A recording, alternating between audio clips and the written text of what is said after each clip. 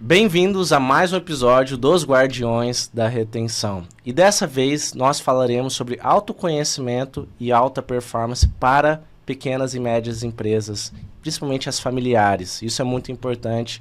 Meu nome é Arthur Maximiliano, sou aqui o host, a pessoa que vai apresentar a pessoa que nós trazemos dessa vez. E sempre que trazemos as pessoas, nós ficamos encantados pelas histórias e pelas conversas que são ditas aqui para que vocês, ouvintes, possam acompanhar a gente. Então já convido vocês a seguirem a gente, já se inscrever no YouTube, já colocar esse sininho aí para martelar vocês, já dar os likes necessários, principalmente nós estamos no Spotify, caso você esteja escutando a gente no Spotify, já deixa essas estrelas máximas aí pra gente, já siga a gente também no Instagram. E maravilha, dessa vez trouxemos aqui o Luciano Copini, um grande parceiro, um grande amigo, que a gente veio conversar aqui sobre esse assunto que é muito importante para as pequenas e médias empresas, né, Luciano? Com certeza. O que você acha desse assunto que vamos discorrer aqui? A gente já conversou bastante hoje durante o dia. E o que é muito legal é que nos conhecemos de outras trajetórias e viemos aqui nossas histórias já estavam entrelaçadas sem querer. É verdade. Né? E isso é muito legal. E esse chama network, né? É o verdadeiro network. Então, primeiro, eu quero agradecer o convite, tá, Arthur? Eu acho que é uma honra estar aqui, né? É um tema que eu pessoalmente gosto muito de falar, porque faz parte do meu dia a dia, né? Eu sou psicólogo, eu trabalho já com psicologia há 30 anos. Quando eu falo isso, caraca, é verdade. Eu tô com 50 anos de idade. E eu trabalho desde os meus 20 anos, né? Eu comecei estagiando em empresa multinacional. A primeira empresa que eu estagiei chama Ernst Young, é uma empresa de auditoria e consultoria empresarial. Ernst Young. E sabe o que foi louco, cara? Nessa época eu já sabia que eu queria fazer psicologia. Eu sempre gostei de psicologia. O fato é esse, o que me ajudou muito a minha carreira, né? Então eu nunca perdi muito esse foco. Mas o foco do que o psicólogo faz, cara, esse sim eu naveguei e fui longe. Então, por exemplo, quando eu entrei na faculdade, eu queria ser terapeuta. Mas na hora Você já estava direcionado para essa área já. Para essa área. Quer dizer, como é que eu estava direcionado? Eu achava que era aquilo que eu queria fazer. E nem todo mundo tem essa clareza, né? Cara, isso é sobre autoconhecimento. Né? Você tinha, sei lá, 17, 18 anos, né? Só que olha só o que acontece. Quando eu vi lá, no final do primeiro ano, uma vaga de estágio para fazer recrutamento e seleção nessa empresa, eu falei, que negócio que é esse, né? Quero conhecer. E isso me abriu um horizonte. Por quê? Primeiro eu comecei a ver esse lado empresarial. Então, pirei, né? Então, aquela coisa do terapeuta deu um pause, né? Eu falo pause porque depois eu vou te contar o resto da história. Legal. Mas ali, velho... A sua própria história já é sobre autoconhecimento e auto-performance. Esse que é o lance. Por isso que eu acho legal contar, porque isso faz parte. Quando você volta, o que acontece? Quando você começa a rever seus passos, é que você tem um autoconhecimento. Você divorcia e não reviu o que você fez de errado, você não aprendeu nada, você não tem crescimento. Se você foi demitido e você não sabe por que você foi demitido e não reconhece que você realmente errou, você não tem crescimento, você não tem desenvolvimento, percebeu? Então é importante sim que as pessoas revejam os seus comportamentos para conseguir avaliar. Eu faço isso com frequência, mas isso depois eu detalho mais. Ô, Luciano, algo que é muito importante assim, que eu queria que a gente discorresse, né? Eu vejo que quando tem pessoas influentes, né, e eu te digo que você é realmente uma pessoa influente por causa das palestras, por causa do que você promove com as pessoas, a sua técnica, precisa existir muita legitimidade, né, assim, na minha visão. Eu posso estar equivocado, né, mas precisa existir muita legitimidade, porque assim, eu vejo que, se você é o médico que fuma e fala para a pessoa parar de fumar, né, já descredibiliza. Exatamente. Né? Então, por isso que essa conversa, conforme mais a gente vai prosseguindo, vai ser sobre você mesmo, né? Sobre eu, mas esse... E esse é o intuito também da terceira temporada. A gente traz esses guardiões que nós chamamos, né? Essas pessoas que fazem essa diferença aqui, tanto localmente quanto nacionalmente, para que a história dela seja sobre o tema e realmente gerar legitimidade. E é muito importante, porque da onde vem esse conhecimento, percebe? Nós seres humanos, a gente... Por exemplo, você tem quantos anos hoje? 30. Você tem 30, tô com 50. Somados nós temos 80 anos. Se você é para pensar, você passou por coisas que eu não passei e vice-versa. Então, essa troca que a gente está tendo, por exemplo, neste podcast, ou ao longo do dia, porque a gente já está conversando já faz um tempo, né? Você percebeu, tipo, isso é parte do processo da gente crescer, da gente amadurecer. E você percebeu que não teve debate? Porque assim, uma coisa, porque você pode até pensar diferente de mim, mas quando você deixa que eu emita uma opinião, você tem a possibilidade de processar e falar, gosto, não gosto, aceito, não quero, ou simplesmente, porra, caiu uma ficha. E isso é um negócio legal de bate-papos, né? Dessa troca. E de um jeito ou de outro, eu não vejo como uma pessoa pode oferecer um serviço se aquilo não faz parte literalmente do que ela viveu, aprendeu. Com relação à legitimidade, eu posso dizer o seguinte, uma coisa chamada, que acho que qualquer pessoa que estiver assistindo a gente tem que saber, é uma coisa chamada conexão. Conexão é parte do relacionamento interpessoal. Conexão envolve 2 aspectos, credibilidade e confiança. Então, por exemplo, se você não consegue estabelecer credibilidade e confiança, você não se conecta. Onde é a credibilidade? Poxa, essa pessoa, ela realmente entende o que ela está falando, né? Então, quando a pessoa pega e mostra, ou através do conhecimento, ou através de, sei lá, certificados, de alguma forma comprova aquilo, ela ganha, então, a credibilidade. Mas a confiança, cara, isso é totalmente emocional. Porque eu posso ganhar confiança ou não de acordo com o quê? Com atitude, postura, né? Bom, para pular... Mas, ô Luciano, boa indagação aqui que você me trouxe. Vamos lá. Eu não consigo... A confiança, então, ela é mais emocional. Assim, eu não consigo... É difícil gerar essa confiança, assim, até pelos currículos, assim, isso daí, ou não? Cara, eu vou falar um negócio pra você.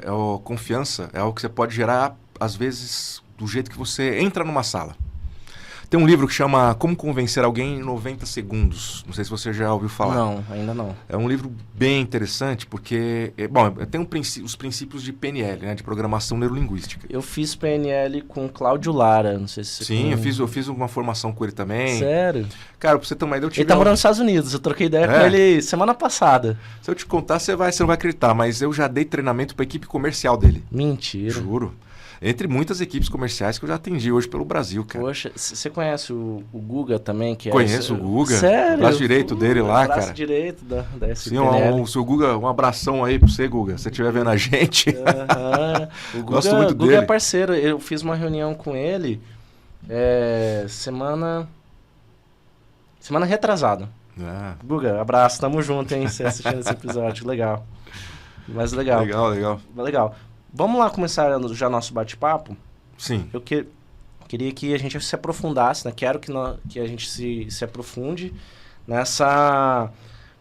Para pequenas e médias empresas familiares. O que precisa existir ali entre essas pessoas, tanto de autoconhecimento e quanto essa relação de alta performance? Porque a gente tá conversando, né? Existem aqueles 9 pilares que você falou que você nem terminou. Eu falei, cara, já tô com curiosidade disso, né? Como que existe isso? Como que deve existir isso entre as pessoas, Luciano? De verdade, assim, porque... vou citar casos, assim, certo, né? Não, sem falar nomes, obviamente, né? Mas aqui nós assessoramos algumas empresas, né? E tem muitos casos de pai e filhos, casais, né? E às vezes existem debates, assim, discussões e tudo isso, e a gente tratando de números, processos, indicadores, né? E como que isso influencia diretamente na empresa, né? E até sendo mais profundo, a gente fez uma imersão agora do Marcos Marques, lá do Acelerador Empresarial. Sim. Que ele fala assim, não existe CNPJ forte com CPF fraco. Eu conheço essa frase dele. Mas enfim... E faz todo sentido, cara. Faz todo sentido. O lance todo, assim, né? Vamos contextualizar primeiro na questão de ser uma empresa familiar. Legal. Que ao contrário, por exemplo, de uma multinacional, você tem uma característica completamente diferente. Os donos de uma empresa multinacional são investidores. O dito CEO ou presidente é um funcionário destes tais investidores, né? E você tem história de sucesso, história de fracasso. Às vezes um CEO a simples contratação de um CEO pode fazer as ações de uma empresa explodir ou cair, despencar, né? Mas vamos pensar no universo de uma empresa então familiar, que não importa o tamanho, tá? Tem empresa familiar que é gigantesca. Você pega empresas que inclusive tem parte são familiares e parte são empresas SA, né? Então você pega, sei lá, grandes grupos brasileiros aí que estão com ações fortes no exterior, Sim. certo? Uma Ambev, por exemplo. Sim. Então, agora, Pensa no universo, então, de uma pequena ou média empresa em que marido e esposa trabalham juntos, filhos trabalham juntos. E existe uma dificuldade, muitas vezes, enorme de você separar o que é questão pessoal do que é questão profissional. Fora que é muito comum você perceber que tem, por exemplo, às vezes um sonho dos pais de engajar os filhos num propósito, de pegar e falar o que você vai herdar, que não é herdar, né? É o que você vai tocar. E não sei se você já viu, tem muitos humoristas que fazem essa piada, né? Tipo, eu sou herdeiro, eu não sou, né? Não sou sucessor. Profissão herdeiro. Profissão herdeiro, eu não sou sucessor, eu sou herdeiro. Porque o sucessor tem que ralar. Porque olha só que interessante. Vamos pegar um caso padrão, vamos dizer. Uma esposa, ou um marido, ou casal, né? Resolve comprar produtos para vender na sua cidade. Certo? Uhum. Eles começam assim. Vão lá, enche o carro de coisa, de mercadoria, tal, não sei o que lá, se endividam muitas vezes, traz essa mercadoria, vendem. Às vezes eles dobram o valor. Beleza, deu certo. Vão lá e fazem isso 2, 3, 4, 10 vezes. Daqui a pouco eles começam a entender o lance do processo. E começam a perceber, tipo, qual fornecedor é melhor, o que os consumidores gostam mais. Lentamente ele vai conhecendo o mercado, ele vai conhecendo o seu cliente, e ele vai se relacionando. Só que chega um ponto, ele chega num tamanho tão grande que ele perde isso. E aí o que acontece? Normalmente esse é o ponto em que as pessoas começam a ter que estruturar o seu negócio para ter gente fazendo esse tipo de comunicação. Uhum. Então, por exemplo, o que meu cliente está querendo? Eu preciso contratar um gerente de produto para ir lá e escolher quais são os produtos que vão vir para a nossa prateleira. Ou eu tenho que ter um gerente financeiro para pagar as contas e decidir o que fazer com o dinheiro que sobrou para poder aplicar no que vai valer a pena, seja estoque ou seja até ações, né, na Bolsa de Valores. Eu tenho que contratar um gerente comercial que de repente vai me ajudar a vender, a estabelecer, por exemplo, estratégias de fato de vendas. Às vezes eu tenho que contratar um gerente de marketing que vai me ajudar com estratégias mercadológicas, propaganda e coisas do tipo. O fato é, percebe? RH, nem mencionei também, importantíssimo, porque é a porta de entrada da empresa. Entrou, como é que eu faço para reter? Reti, né? Quanto custou isso para mim? E depois que o meu funcionário ficou, como é que eu faço para desenvolvê-lo, para que ele cada vez mais consiga se sentir estimulado? Programa de desenvolvimento ali dele, Perfeito. né? Então são esses vários os casos, né? Só que qual que é o lance? Onde eu quero chegar? Uma Legal. empresa familiar, cara, tem um rolo que é assim, vamos supor, eu tenho aí 2 filhos, 3 filhos. Nem necessariamente esses jovens, eles passaram por essa experiência. Sim. Aí eles vão, por exemplo, para a faculdade ou outra formação. No geral, eu indico sempre faculdade. Porque faculdade ele vai ter a base teórica junto com a prática, o que é muito importante. Sim. Os dois não caminham separados. É verdade. Entendeu? Por isso que é muito legal, por exemplo, tem muito professor de universidade que me convida para dar palestra. Eu já fui professor universitário, mas eu não sou mais porque eu sou o cara da prática mesmo, né? Eu não sou, embora eu adore estudar, eu não produzo conhecimento científico, então eu não escrevo artigos e coisas do tipo. Não faço como o professor faz. Então é muito comum os professores me chamarem para falar do como é que está o mercado. Aí eu falo, olha, o que as empresas estão passando, por exemplo, hoje, geração Z. Cara, muita gente não sacou que já estão nascendo geração beta. Ou seja, os alfa, a galera fala que agora geração Z com alfa. Mas por isso que eu falei beta, porque já tá nascendo o Z tá virando chefe. Sacou o que eu quero dizer? O Z tá virando chefe. E o alfa vai começar a entrar no mercado de trabalho daqui a algum tempo. E aí eu te falo um negócio. Essas pessoas estão preparadas? Será? Porque aí entra um fator que muito empresário vai concordar comigo. Outros vão talvez me cancelar. Mas o quê? Os jovens não estão preparados para lidar com a frustração. Não estão preparados para lidar com o mercado de trabalho. Não têm ambição para seguir carreira. Porque carreira dentro de uma empresa é diferente de ser um TikToker. Não é o que dá resposta num vídeo. É o que dá resposta ao longo de uma relação, de um relacionamento com o negócio. E que implica necessariamente não só popularidade, mas um conhecimento de fato, um conhecimento profundo sobre aquilo. Por exemplo, sei lá, você trabalha com agronegócio? Qual é que é o mercado de agronegócio? Uhum. Né? Quem são os grandes players? Quais são as tendências? O que a política está influenciando no momento? Por exemplo, por que o café está custando 50 paus, um quilinho? Por que aconteceu isso? O cara que trabalha com agro, se ele não entender o que está acontecendo, ele está fora do mercado. Mesmo que ele seja um mero vendedor, porque ele não vai saber explicar para o cliente dele por que o produto que antes custava 10 está custando 15.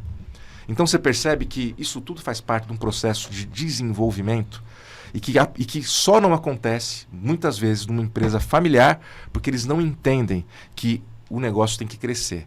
Então, com o tempo, esse casal começa a ficar sobrecarregado. Por quê? Porque eles têm que trabalhar e fazer tudo isso. Eles fazem o financeiro, o marketing, então eles vão lá para São Paulo, para Goiânia, para Joinville, sei lá para onde, comprar matéria-prima. Quem mexe com o mercado sapateiro vai para um lugar, moveleiro para outro lugar, têxtil para outro, e aí os caras ficam nessa loucuragem. A coisa cresce, vamos fazer mercado internacional? Lascou, porque aí a pessoa fica 3, 4 meses viajando no ano. Nossa. Quem que toca o negócio? E tem muita gente que fala, nossa, que gostoso a pessoa viaja. Cara, é gostoso por um tempo, mas chega uma hora quando isso vira trabalho, obrigação, se ela não tem algo estruturado na casa dela, o que acontece? O negócio dela começa a correr risco, certo? Ao passo que os filhos muitas vezes não têm o interesse. Ou decidem uma coisa nada a ver. O cara, sei lá, é dono de uma... Sei lá, dá um exemplo, vai. Fala um negócio qualquer. Vou falar uma loja de materiais. Material de construção. De construção, perfeito. Uma loja de material de construção, está se desenvolvendo. Às vezes está com a possibilidade de ter mais unidades, está fechando um grande negócio. E material de construção você pegou um ponto que é muito louco. Sabe por quê? Material de construção você tem que conhecer do negócio. Tem gente que vai se aventurar porque tudo é caro. Você vai comprar um caminhão de piso, por exemplo, você imagina um investimento que é isso aí. Um caminhão de piso. Aí o cara compra um piso que vai ficar estocado que ninguém vai comprar. Entendeu? Ou não sabe a diferença, por exemplo, de um piso, daqueles pisos em perfeito estado para aqueles que são de segunda ou terceira linha.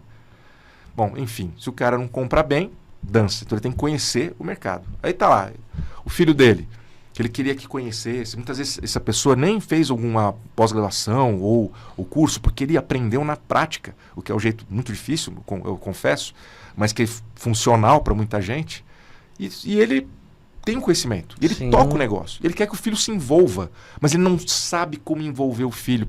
Aí ele traz o filho e começa a dar porrada no filho, que nem ele faz em casa. Aí ele dá porrada no filho, que nem ele dá no funcionário. Aquele mesmo funcionário que não fica. Porque deu porrada, o funcionário vazou, é ruim, mas deu porrada, o funcionário ficou, é pior, porque o que ficou, o que aconteceu? Ele está acostumado a levar porrada, então não vai adiantar nada, ele não vai melhorar, sacou? Bom, aí o filho dele vai lá uma vez, ele distrata o filho na frente do funcionário, faz o filho comer o pão que o diabo amassou, trata ele pior que estagiário dos anos 70, entendeu? O cara não quer, cara, ele não, eu quero ser fisioterapeuta, o cara quer morrer. Então... me diz uma coisa, então, Luciano. A alta performance, né? A alta performance tem a ver com, então, realmente gerar essas conversas entre as pessoas também, né? De gerar essa conexão. Envolve também isso? Tudo. Bom, como eu estava te dizendo, eu sou psicólogo de performance. O meu trabalho é desenvolver pessoas em ambientes organizacionais. Entretanto... Maravilha. Só que o que acontece? É impossível a gente separar questões pessoais.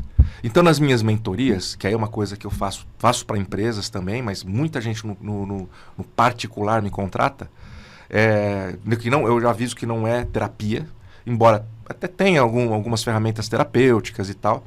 Mas o que eu faço? Eu trabalho soft skills, habilidades comportamentais. Sim.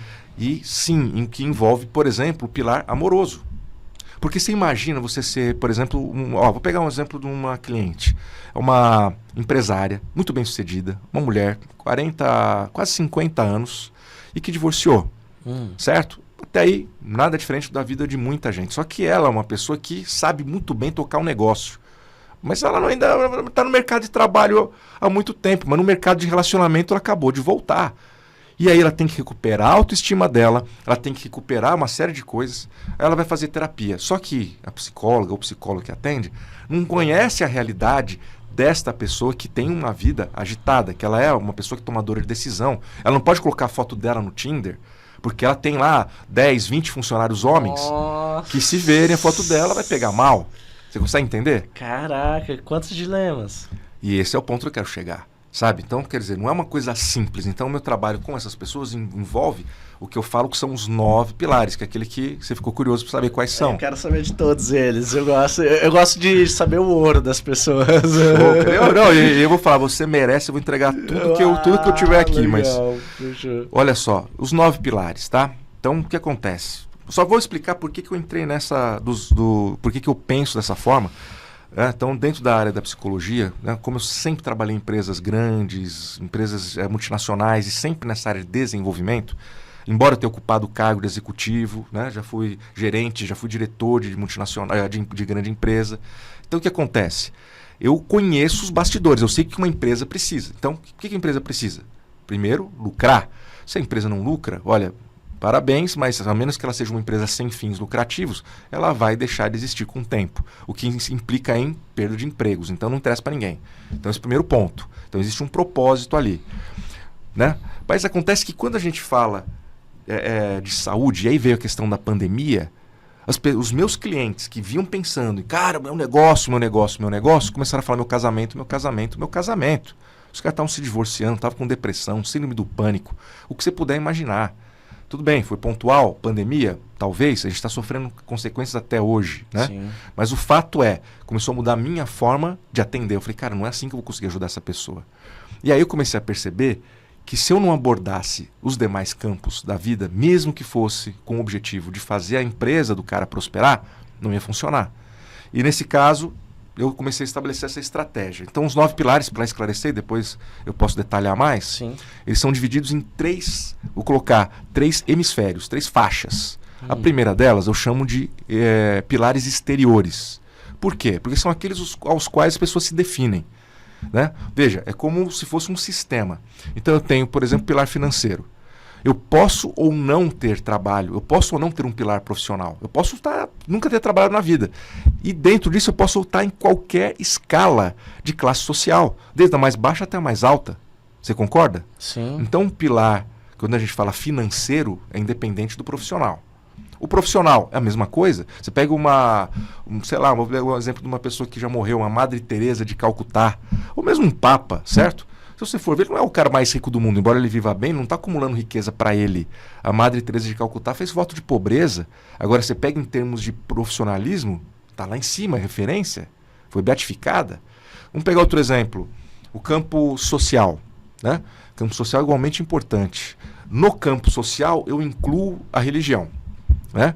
Aí você fala, não está no campo, no pilar espiritual? Depois a gente fala sobre espiritualidade. Mas é importante saber que o social é assim, se eu frequento uma determinada igreja, e veja, eu posso ser católico, mas eu frequento uma igreja diferente da de outro católico. Ou tem uma outra, enfim, um outro princípio, ou alguma diferença qualquer. Por exemplo, eu posso ir numa igreja franciscana, que vai ser um pouco diferente de uma outra igreja, enfim. Pode ter pequenas nuances.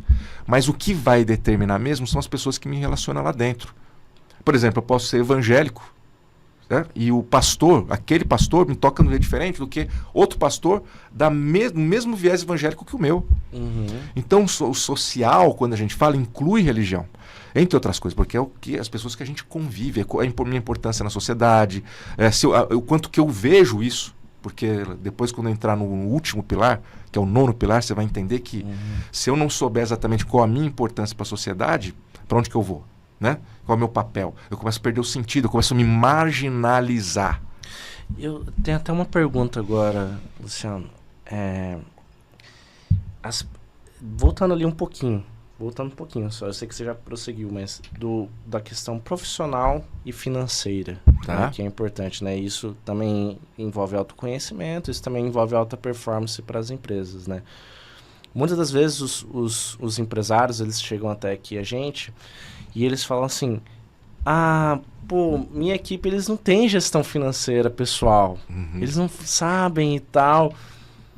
E aí, quando as pessoas elas chegam aqui pedindo aumento, será que é justamente isso que confunde a pessoa, o lado profissional do lado financeiro, também dentro das empresas e organizações, ou não? Cara, é muito louco essa pergunta que você me fez, porque é algo que demora um pouco para eu entender a resposta para isso. Mas o lance é o seguinte, por isso que eu falo, tudo está conectado.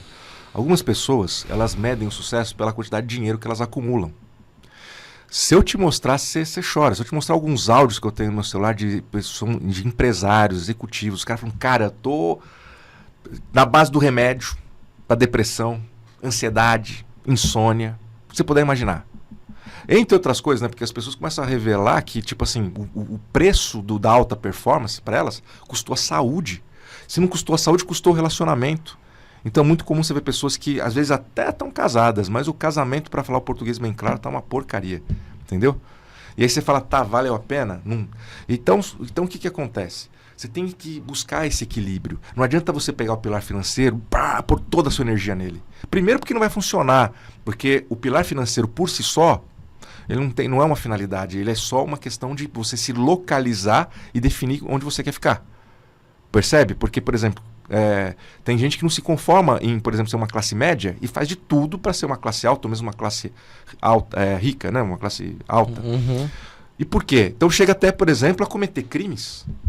Certo? Você já viu pessoas que, inclusive, você fala assim, nossa, por que crime do colarinho branco? Políticos que foram condenados. Sim.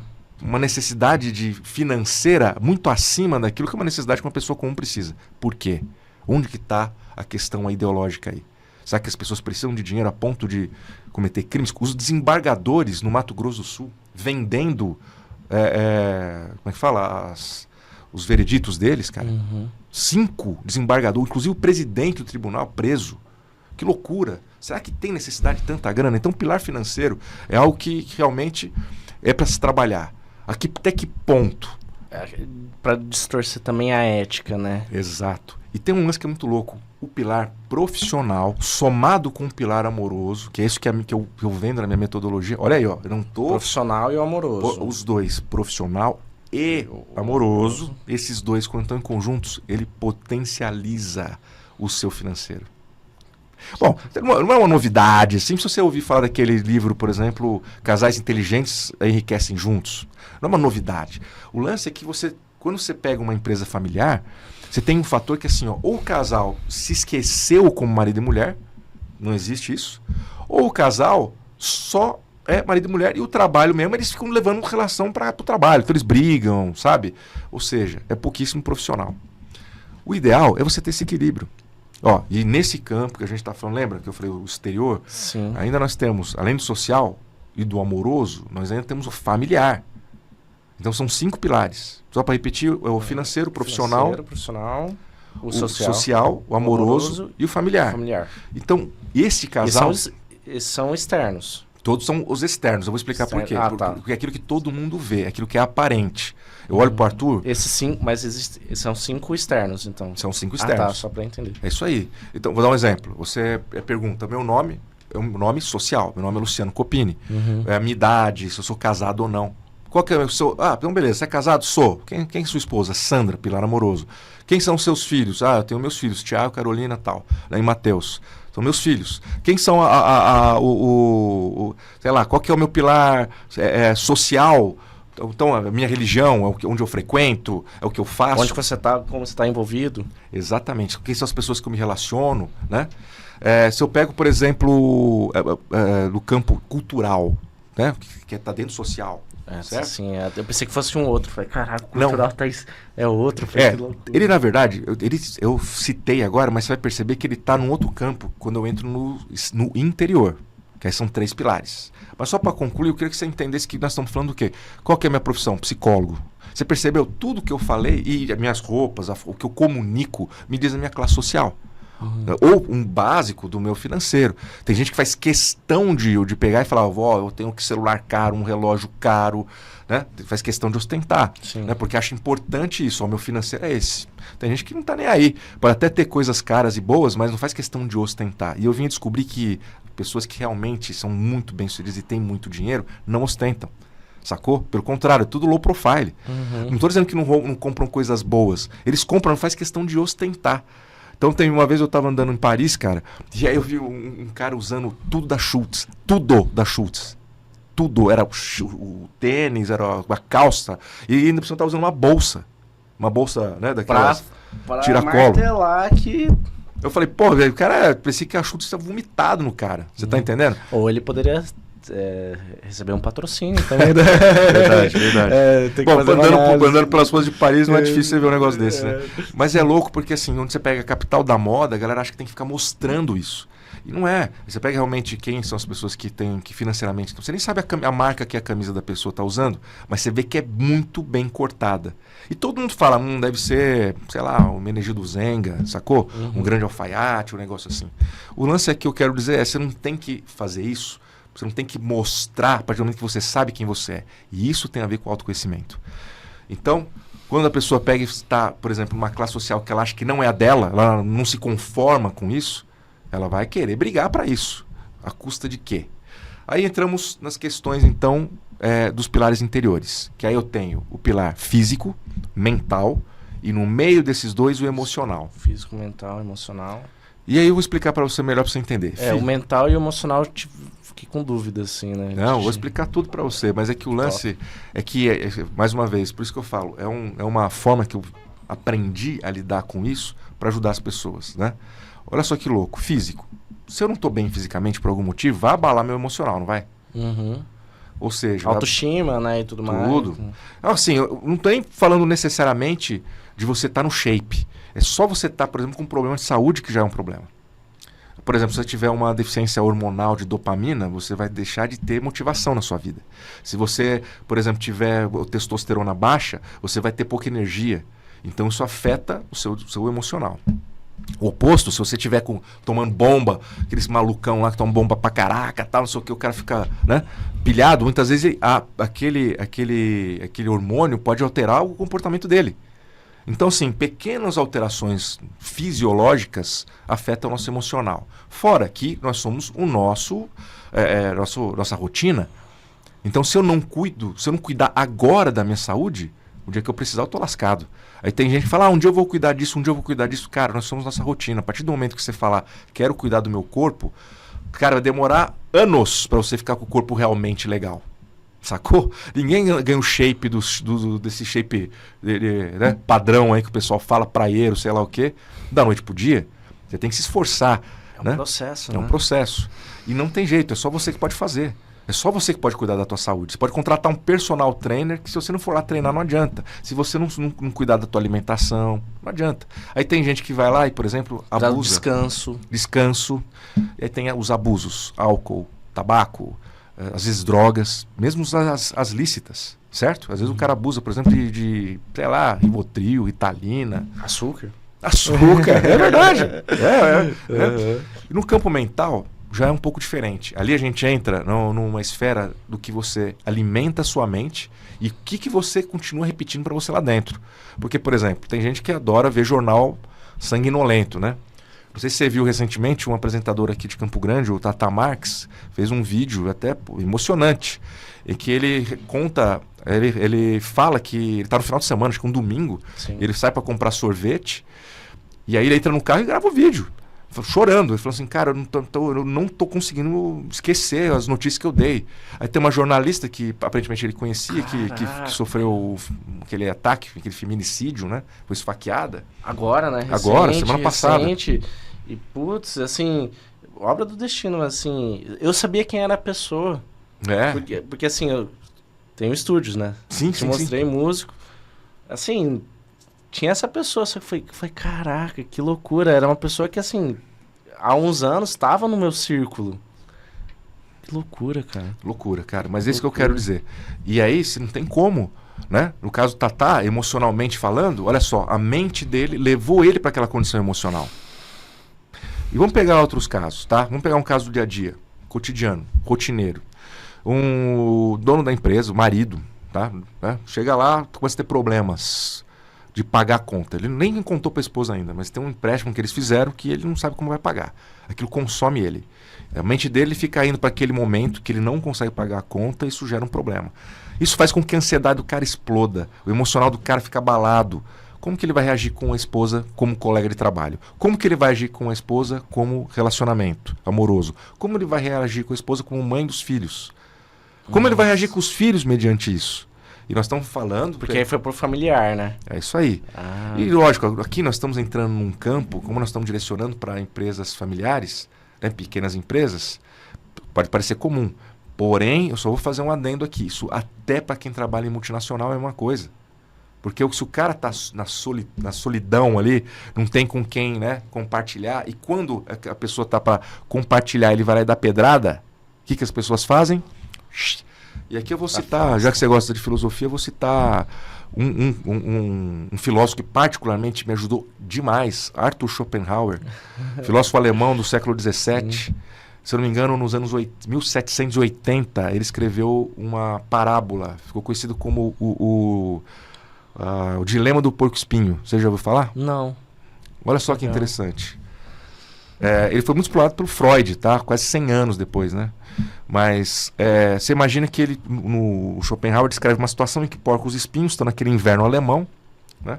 É um frio do caramba, cara, sabe? E eles têm que se aquecer, eles vão se aproximar para transmitir calor um para o outro. Só que no que eles fazem isso, os espinhos, mesmo sem querer, furam um ao outro. Então, o que eles fazem? Se afastam. Aí eles tentam se aproximar, porque está muito frio. Se furam de novo. E assim vai até eles chegarem numa posição que, honestamente, não é nem um pouco confortável. Percebe? Uhum. E eles falam, esse é o dilema do porco-espinho, passar frio ou dar alfinetada. Mas acontece que se você parar para pensar, e aí nós vamos falar do comportamento, porque essa é uma provocação do Schopenhauer, que, diga-se de passagem, morreu solteiro, idoso e solteiro.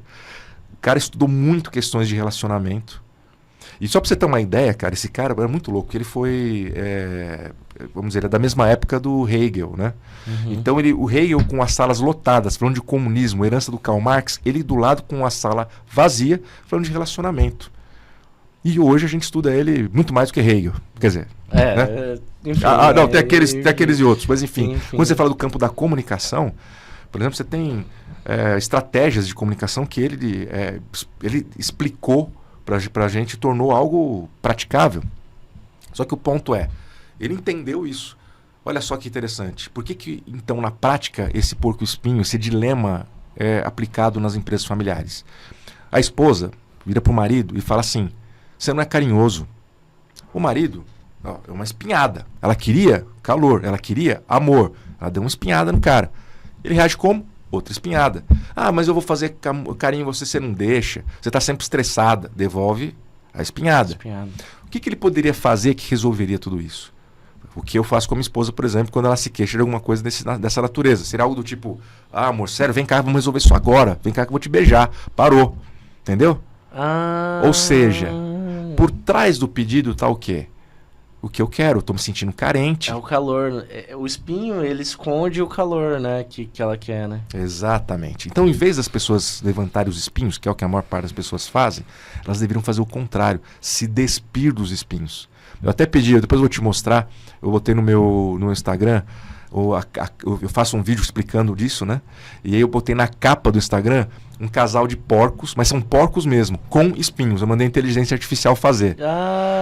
Porque é um porquinho, só que o porquinho com espinho, não é um porco-espinho. Porque o porco-espinho é da índole dele. Eu quis me sacanear porque eu falei, qual que seria a solução? Né? É você ser um porco. Sem espinho. Você está entendendo a brincadeira? Mas é brincadeira porque assim, o fato é que se as pessoas estivessem abertas para um relacionamento, aí entra um dos campos da minha especialidade, que é a questão do relacionamento interpessoal. Maquiado atrás daquela bronca, daquela queixa, daquela situação, está o verdadeiro pedido. Se você não for capaz de entender, você não resolve. E se você entrar no embate, entrar em discussão, aí começa o quê? A discussão é, você é carinhoso ou não é? E não, como é que nós vamos resolver isso? A pessoa está focando no problema, né? Não na solução também, né? Perfeitamente. Eu tenho uma visão... Eu não sou tão técnico como você, mas eu sou mais simplista, né? Cara, mas... Não, mas é porque isso que eu falo, né? Isso eu levo para o âmbito empresarial, né? Porque a pessoa não está focando ali na solução, ela está focando no problema. E esse aí é o fica ponto. Repercutindo, né? Mas e aí você percebe? Aí a coisa vai. Qual que é o problema? A falta de grana. O que eu foco? Na falta de grana. E não como eu vou resolver esse problema de grana. E como você resolve um problema de grana numa empresa? Não é sozinho, não é o dono da empresa sozinho, olhando para o seu copo d'água, para sua... Entendeu? Se um dia as pessoas acreditaram nisso, o Charlie Chaplin acabou quando ele fez aquele filme Tempos Modernos. Que ele, não sei se você vai lembrar, Sim. Ele retrata o diretor da fábrica sentado na mesa dele com quebra-cabeça. Porque a brincadeira, né? O que o dono da fábrica faz? Fica quebrando cabeça, né? Fica lá montando, você acha? Não é isso que o cara faz, ele está pensando num negócio. Para ele pensar no negócio, ele tem que ter em volta dele assessores, consultores, especialistas nas áreas que eles se propuseram. Por exemplo, eu sou psicólogo, mas tem tantas especialidades dentro da psicologia. Nossa, tantos. Entendeu? Se você falar assim, você é um bom psicólogo educacional? Não, eu já tenho psicólogos educacionais fantásticos por aí, né? Campo da filosofia, mesma coisa, né? Você fala assim, todo tipo de filósofo é igual? Também não. É legal quando você pega, por exemplo, um Pondé conversando com um Cortella. É muito legal, porque você vê, você percebe um papo que faz a gente crescer. São pessoas diferentes, com pensamentos diferentes. Você pega, por exemplo, o campo direito. Tem um advogado que é trabalhista, tem um advogado que é criminalista. Ou seja, cada um no seu galho. E numa empresa não é diferente. O dono da empresa ele tem que se munir dessas informações para tomar a decisão. Ele é estratégico, ele não é tático. E muito menos operacional. Mas numa empresa pequena, de médio porte e familiar, o que acaba acontecendo? Quando você vê o dono da empresa está lavando o caminhão de entrega. Você percebeu? É o técnico do time indo catar no gol. Não tem como. Aí não tem como, o cara fica sobrecarregado. E aí nós vamos falar de uma cascata de coisas que vão acontecendo que vai culminar no pilar emocional. Percebe? E aí vem um lance que eu quero falar. Sim. O que coloca o pilar emocional sob controle? Esses dois, físico e mental. Abalão dos dois, o que acontece? Assim como uma ogiva nuclear, o emocional perde o controle. Aí você começa a ter ansiedade, você começa a ter depressão, você começa a ter síndrome do pânico. E a lista vai longe. Entendeu? Tem gente que vai para um lado, tem gente que vai para o outro, tem gente que começa, por exemplo, a tomar muito remédio. Vira cliente assíduo de psiquiatra. O psiquiatra fala, pô, de novo aqui, e o cara só pedindo remédio. Entendeu? Tem gente que, sei lá, vai para outro vício, vai para masturbação, ou começa a trair a esposa, o marido, percebe? Ou às vezes sei lá, cara, a lista vai longe. Acho que quem está ouvindo a gente sabe o que faz. Né? Sim. Mas drogas, muito comum, alcoolismo. Tem gente que bebe praticamente todo dia. Eu atendi um cara, por exemplo, que tomava 1 litro de uísque por dia. Nossa. Ele tinha um negócio milionário, o cara trabalhava tomando uísque, cara. Sabe? Aí você fala, que absurdo. Tem muita gente que faz isso. Muita gente que faz isso. E essa tendência até agora, Luciano, é de piorar após a pandemia, o que acabou acontecendo, que você falou que assim, ainda reverbera entre nós? Cara, o lance é assim, hoje nós estamos vivendo, lógico, tudo é histórico, né? Não é nada isolado. A pandemia foi algo que ninguém esperava, que gerou consequências. Mas hoje a gente está vivendo uma pressão de todo lado. Nós estamos vivendo hoje uma pressão econômica, política e social, que sem precedentes. Hoje nós estamos vendo a política do cancelamento. Você não pode falar literalmente o que você pensa, porque se não agradar um determinado grupo, esse grupo vai te prejudicar nas redes sociais. Se você, por exemplo, a questão da política hoje, muita gente nunca se interessou de fato, né? Mas a política hoje está interferindo diretamente no bolso sempre interferiu, né? Mas hoje, mais do que nunca, a pessoa está sentindo. E daí você está vendo pessoas, por exemplo, de baixa renda, começar a ficar preocupado e querer se inteirar do que está acontecendo. Você tem, então, todo um movimento socioeconômico acontecendo no nosso país que está forçando as pessoas a... Eu posso falar da expressão que eu uso, cara, da real? Que eu brinco, é brincadeira, mas eu aprendi isso com meus parentes de Minas Gerais. É o famoso chacoalhão da goiabeira. Você já ouviu essa? Não. Você imagina o seguinte, o que está acontecendo hoje com o povo brasileiro é isso, está dando um chacoalhão na nossa goiabeira. Quem aguentar ficar agarrado lá no galho vai sobreviver. Percebeu? É isso, cara. Então nós estamos vendo tempos desafiadores em termos de comunicação, em termos finanças, né? Então você tem que ser muito estratégico hoje financeiramente, porque muita gente já queimou a gordura nos 2 primeiros anos do mandato desse governo, entendeu? E agora tem que se reinventar, tem que investir, não tem de onde tirar. Ou às vezes tem um último recurso, tem que escolher bem o que vai fazer. Ou seja, se você tem as previsões, porque, por exemplo, o governo não está sinalizando uma mudança, ele está oferecendo mais do mesmo. Né? Então, quem entende de economia sabe que o governo precisa caminhar para uma linha de baixar, especialmente, reduzir o que está custando hoje esse governo. Né? Ou seja, bastar o custo dele. Enquanto não acontecer isso, nós vamos continuar tendo aumento de inflação, por mais que o Banco Central esteja fazendo o que está fazendo, que é tentando regular o mercado subindo a taxa de juros. Sim. Cara, percebe? É uma bola de neve. O empresário que está vivendo isso, que está olhando isso, ele está pensando, só que eu não aguento mais 2 anos. Você está entendendo? Eu preciso me reinventar. E aí entra o ponto que muitas pessoas não perceberam ainda.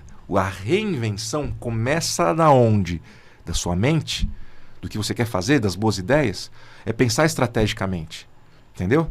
Eu atendo hoje, cara, desde diretores de pequena empresa, gerentes. Tem gente que eu atendo, pra você ter uma ideia, que nem cargo de liderança tem, mas que sonha em ter e está se preparando para isso. E o principal que eu falo sempre é a estabilidade emocional. Estabilidade não é que você não vai ter emoção nem nada disso, mas você vai trabalhar com inteligência emocional. E inteligência emocional é você saber lidar com a sua emoção e com a emoção dos outros. E se, por exemplo, você for uma pessoa ansiosa e você demonstrar isso no mercado, você dá um prejuízo. Porque, por exemplo, se você quer vender, o cara vai perceber que você está desesperado. E aí? Você não vai fazer... Você, Arthur, você parece uma oportunidade aí para você de negócio. Você vê que o cara está no desespero. Você não vai negociar? Aí tem gente que vai falar, não, eu não, fico com dó. Beleza, pode até ser que você fique, mas o mercado não faz isso. O que significa que necessariamente você precisa se adaptar, né? Então, percebe? Então, se você não cuidar disso, já era. Então, o mercado, tudo isso caminhou para que as pessoas se tornassem cada vez mais especialistas no seu próprio negócio. O que implica em conhecer e entender de gente. Aí tem o desafio. Quero contratar pessoas, mas a pessoa não fica. O que está acontecendo? O mundo está errado, as pessoas estão erradas. Cara, nós estamos falando hoje já tem expressões hoje que o pessoal fala, por exemplo, de employer branding. Employer branding. Que é marca empreendedora. Você deve trabalhar com isso na agência. Employee success, né? Agora, né? Que é o sucesso do colaborador. Perfeito. Você percebeu? Por quê? Porque as empresas mais espertas já começaram a sacar que elas têm que trazer esse engajamento. O engajamento vem do 9º pilar, que eu não falei ainda, que está numa outra esfera. Numa outra esfera que eu falo que é a esfera central, que é o centro de tudo. Vamos ver se adivinha. Não é espiritual. O espiritual está dentro dela. Espiritual está dentro assim dela. Como religião está no social. Propósito, Quase. Propósito está dentro dela também. Essência. Quase. Chegou perto. Puta. Eu gosto muito da palavra essência. Chegou perto. Pilar existencial. Existencial. Percebe? Lógico. Aí entra a questão de espiritualidade. Posso te interromper, Luciano? Desculpa com todo o coração, né? Que nem eu falei, né? Eu tô fazendo Dijan, abraço, a pós-graduação do Dijan, né? Que eu tô, assim, me reinventei, né? Fazendo ela, porque eu acabei fazendo outras especializações, marketing. Eu sou formado em engenheiro, sou engenheiro. Cara, que legal. Sou engenheiro de produção. Você é músico, engenheiro? De formação eu sou engenheiro de produção, né? De indústria e tudo mais, né? E aí me especializei em marketing, outras coisas. Aí tô fazendo essa outra pós, né? Aí o Dijan chamou uma professora chamada Dani Plesnik, não sei se você conheceu ela, que ela fala da felicidade como estratégia de negócios. Interessante. Eu não sei se depois eu vou gerar essa conexão, porque eu vou visitar ela no final desse mês. Ela é muito gente boa. Legal. E aí ela fez esse lance de existencial, felicidade, e aí ela perguntou pra todo mundo, o que é felicidade pra vocês? Tipo assim, uma pergunta, eu falei, caraca, né? E todo mundo, assim, tem uma pessoa que falou, conexões, boas pessoas ao meu redor, assim, isso me gera, eu acho que tem a ver com essa lance de existência, talvez, não sei. E aí eu falei assim, quanto mais próximo eu chego da minha essência, mais feliz eu tô, eu falei. Aí ela, caraca, aí ela pegou, vamos trocar ideia depois, né? Então por isso que eu falei de essência agora, só pra você te contar. Não, cara, você deu um exemplo agora que foi perfeito, porque você percebeu, nesse caso que você exemplificou, você associou o seu pilar existencial que a todo um processo. Mas tudo bem, você está com 30 anos, possivelmente com 40 você pensa diferente. Isso é normal. Eu pensava diferente quando eu tinha a sua idade. Eu pensava diferente quando eu tinha 40 anos. E tenho certeza que aos 60 também vou pensar diferente, porque você vai refinando, entendeu? Você vai polindo esse propósito, sacou? E aí vem um negócio que é muito louco, porque, por exemplo, no caso das empresas familiares, poxa, o sonho, o propósito do cara tá naquela empresa, é o legado dele, cara, é a marca dele. Você imagina, por exemplo, uma empresa que eu trabalhei, que é a Nestlé, o dono, o cara que fundou, chamava Henri Nestlé. Era um médico que ele começou o negócio dele fazendo, sabe o que, cara? Leite em pó. Para mães que não conseguiam amamentar os filhos. Né? Leite para os filhos, no caso, claro, não para as mães, né? Mas assim, que virou depois os leites Nestlé, que virou todos os derivados e depois tal. Chocolate, tudo mais. E isso, sei lá, acho que foi 1800, 1900, não, 1800 qualquer coisa, eu acho. Não me lembro agora, faz tempo que eu saí da Nestlé. Mas olha, o lance todo quer dizer assim, começou com uma pessoa. E o que fez a Nestlé chegar onde chegou? Foi porque o cara foi se munindo de pessoas que ajudaram, começaram a ter o mesmo sonho. Agora, um casal, independente de ser, sabe, homem e mulher, homem com homem, mulher com mulher, é um casal, certo? Um casal, quando eles encontram um propósito junto, meu velho, ninguém segura. Entendeu? Quando você chega no pilar existencial, ainda que muitas coisas sejam diferentes, por exemplo, vocês podem ter personalidades diferentes, né? Vocês podem ter até, às vezes, gostos musicais diferentes. Mas o essencial vocês possuem. Que aí entra a questão de valores, porque está no existencial. Aí entra a questão, por exemplo, do teu conceito, até onde você iria, por exemplo, para ganhar dinheiro. Entendeu? Você não fica casado com uma pessoa que faça coisas que você não concorda. E se você fica, o teu existencial entra em conflito. Percebeu? Sim. E aí você fica, quando você percebe, você está num dilema interior. E não tem nada pior que isso. Sacou? E a alta performance, voltando um pouquinho assim, isso é o campo do autoconhecimento. Alinhando esses pontos, que sim, que nós alcançamos a alta performance, Luciano? Ou é equilibrar eles? E como que...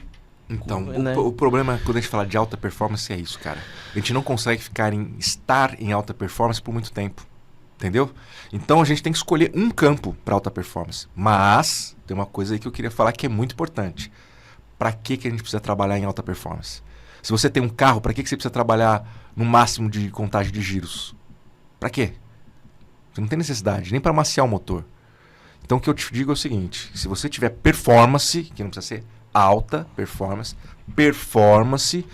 em todos os pilares que você considerar importantes, eu considero os 9 importantes, né? Eu acho importante estar com meus filhos, ter tempo com eles, acho importante estar com a minha esposa, ter tempo, acho importante ter meus amigos, eu gosto de moto, ando de moto, tenho um motoclube, gosto de estar com meus amigos. Que legal! Que é o campo social. No campo profissional, eu estudo. Olha, eu sei que é um negócio que eu falo para todo mundo, você decidiu fazer um negócio, você quer ser bom, você não pode parar. Eu estudo um monte todo dia.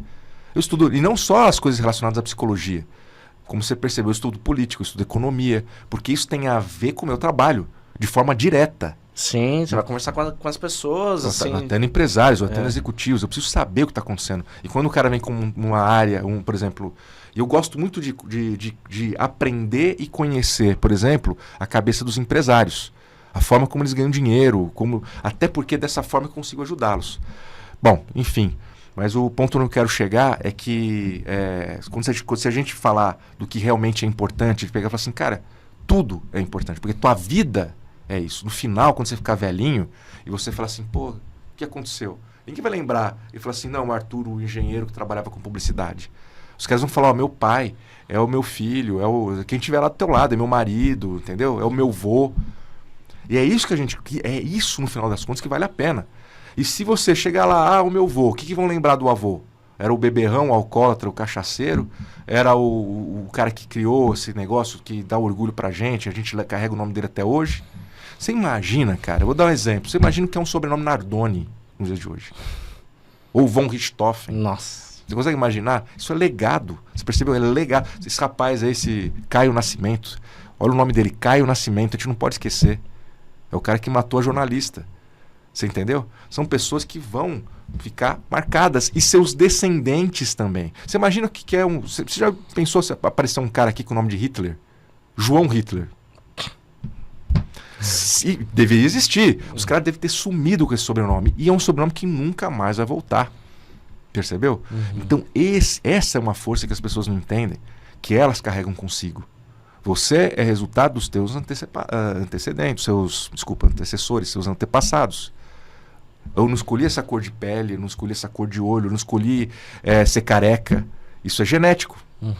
A questão faz parte da minha herança. E a minha herança também inclui onde meus pais, meus avós decidiram morar, onde foi que eu nasci, a cultura que eu tenho, que eles me ensinaram, os valores que eles me ensinaram. Isso diz quem eu sou, mas não diz quem eu posso me tornar.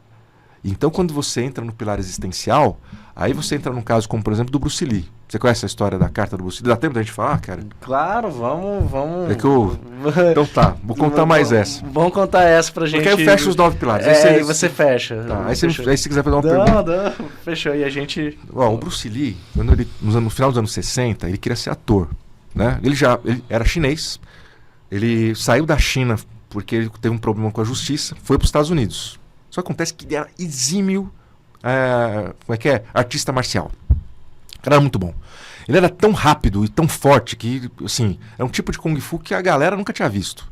Fora que nessa época nos Estados Unidos o negócio era karatê, não era Kung Fu. Ainda tinha, lógico que não tinha algumas escolas de Kung Fu, mas não faziam tanto sucesso quanto as de karatê. Não só na China. Isso era geral, porque os japoneses foram os primeiros a ganhar o mundo das artes marciais, né? Foram os primeiros.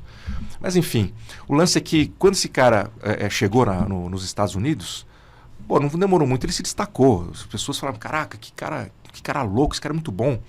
Ele conseguiu um cargo, um emprego, uma vaga, né? Como é que chama? Um papel. Um papel.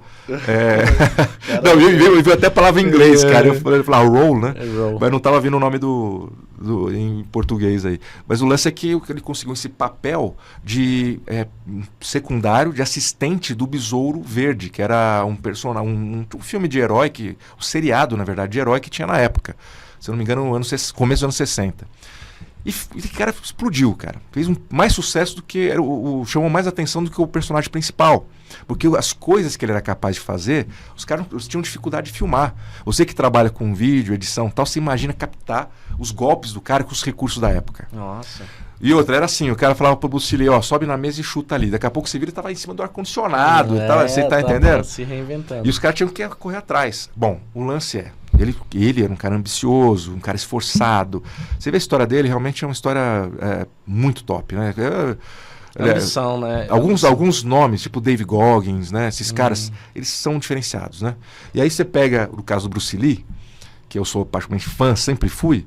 É um caso que eu sempre trago à tona, porque ele fez um negócio que pouca gente faz e é algo que eu falo que é importantíssimo. Ele desenhou o propósito dele.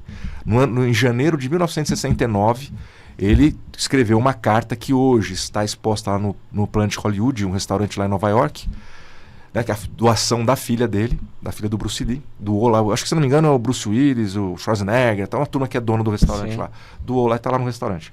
E nessa carta, ele fala assim, além dele falar que eu, Bruce Lee,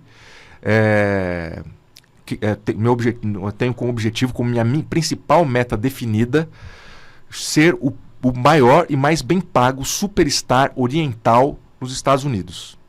Ele começa assim: em troca disso, eu vou oferecer o melhor da minha qualidade como ator e como artista marcial.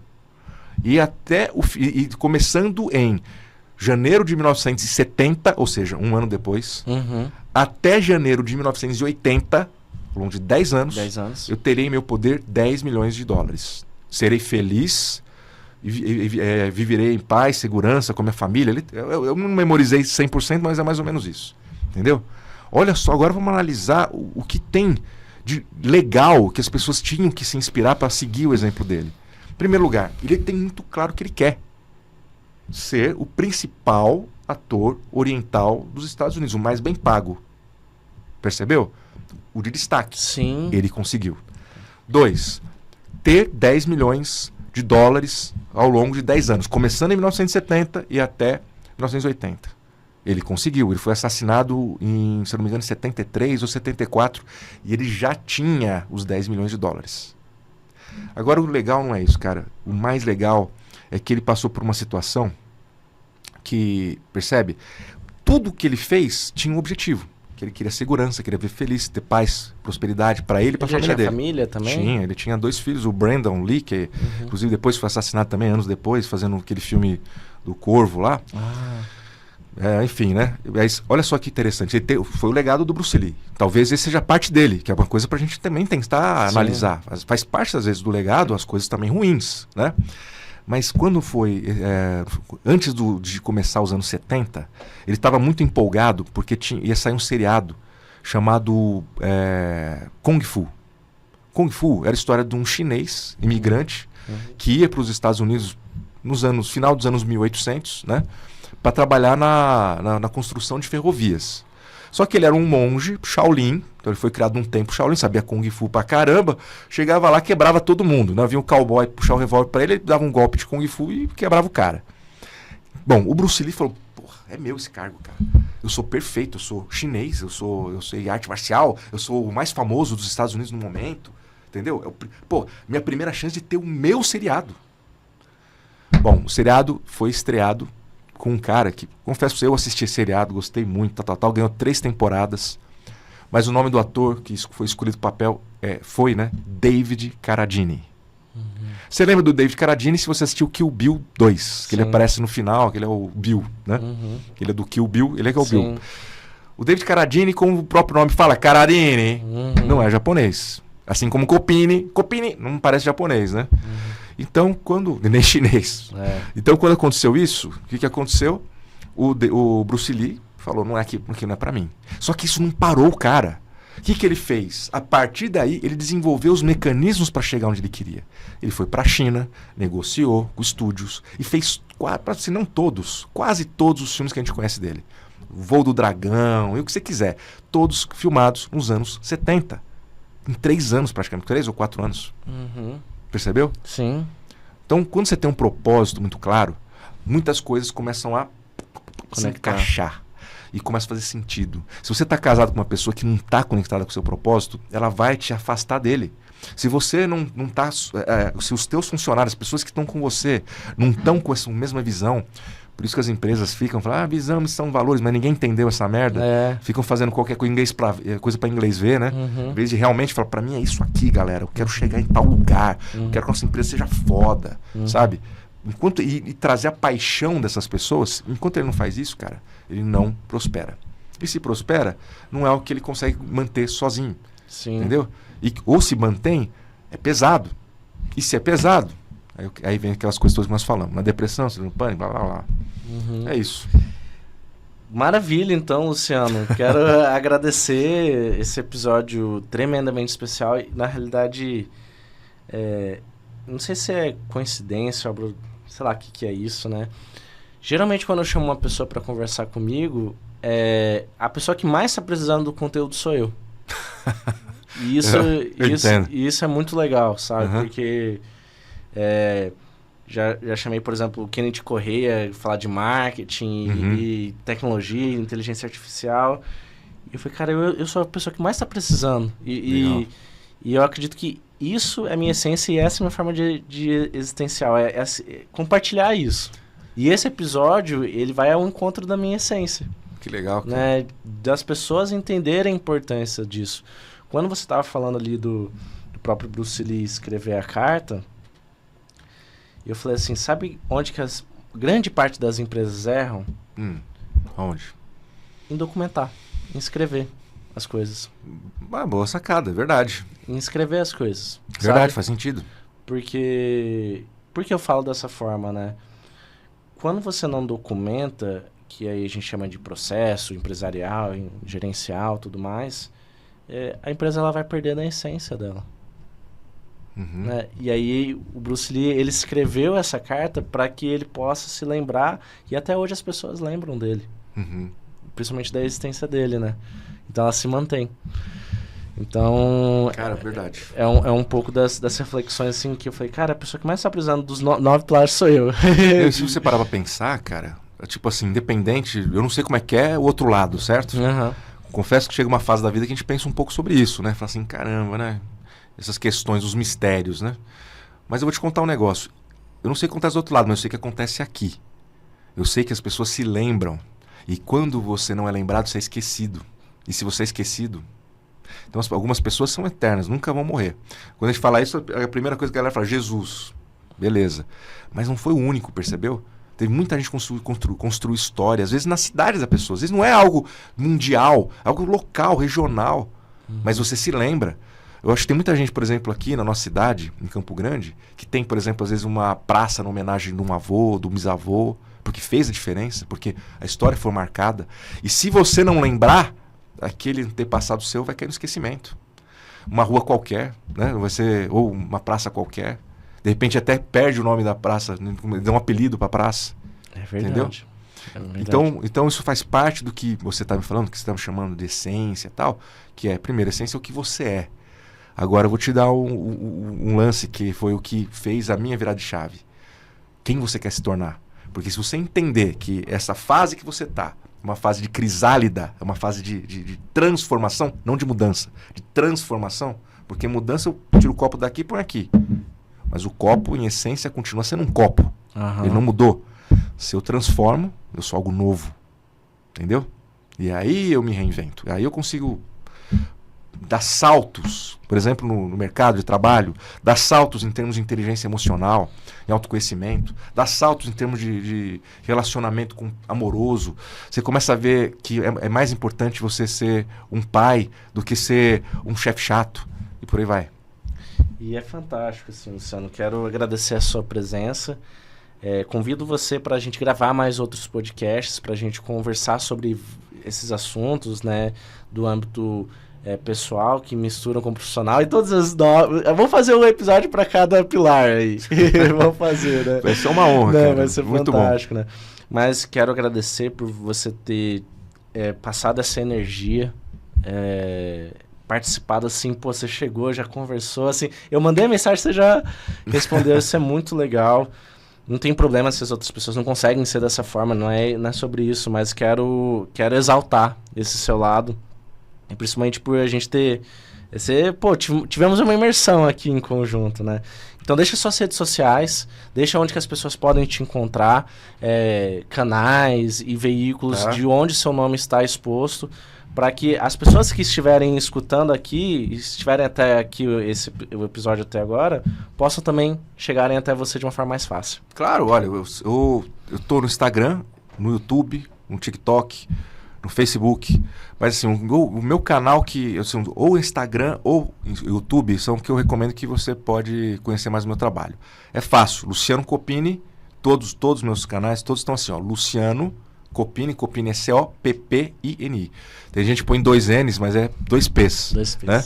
E quem quiser conhecer mais o meu trabalho, conhecer mais um pouco da psicologia de performance, como isso pode ajudar a você, sua empresa, né, os seus funcionários, enfim, estou à disposição. E Arthur, queria falar um negócio para você. Maravilha. Assim, primeiro agradecer o convite e dizer que, cara, foi tudo desde o começo muito profissional, quero elogiar, né? Elogiar você em especial, porque por mais que eu conheça pouco até, eu vi que você passou por uma trajetória transformadora, né? E hoje, o que você se tornou e está se tornando, está caminhando, muito legal. A proposta, os trabalhos desse podcast, você está realmente de parabéns, né? Não só pela qualidade do material, mas pela finalidade, o propósito que você se colocou em estar fazendo. E eu tenho certeza que, né? Tipo, daqui a pouco não, você só vai colher daqui pra frente, tá bom? Maravilha. Isso tem a ver com o meu lado existencial. Não, na verdade, você percebeu que tá tudo ligado? Tá tudo conectado, né? Tudo tá entrelaçado. Depois a gente tem que fazer um desenho, né? Eu gosto de mapas mentais, né? A gente deixa a existência no centro, coloca os 4 pilares internos, depois os 4 pilares externos. Sabe que eu fiz isso, sabia? Você já fez dessa forma? Se você quiser, eu te mostro. Sabe como que eu coloquei? Eu coloquei o pilar existencial num núcleo, como se fosse um planeta. Em volta, como se fosse uma camada, os outros 3 pilares. Como se fossem placas continentais. Porque são igualmente importantes e cada uma delas é responsável por suportar todo o resto. E em cima delas, as que a gente consegue ver. As 5, né? As 5 que... Eu também vi, Luciano, como uma seta. Depois eu desenho pra você. Legal, né? pô, vai mesmo. Que é o ponto, que é existencial, os 3 assim, uma primeira seta assim, e aí os 5 assim também. Legal. Pô. E é isso mesmo, porque essa pressão que eles fazem.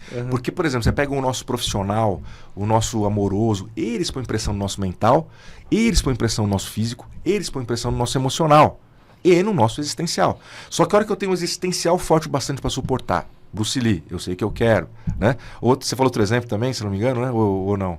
Qual que eu falei? De propósito. Você falou outro exemplo, enfim, agora fugiu. Mas quando a pessoa tem um propósito muito claro, ela dá suporte, ela sabe para onde vai. 2, o físico dela tá bem, ela cuida da saúde, ela tá saudável. O mental, ela procura ter higiene mental, tal.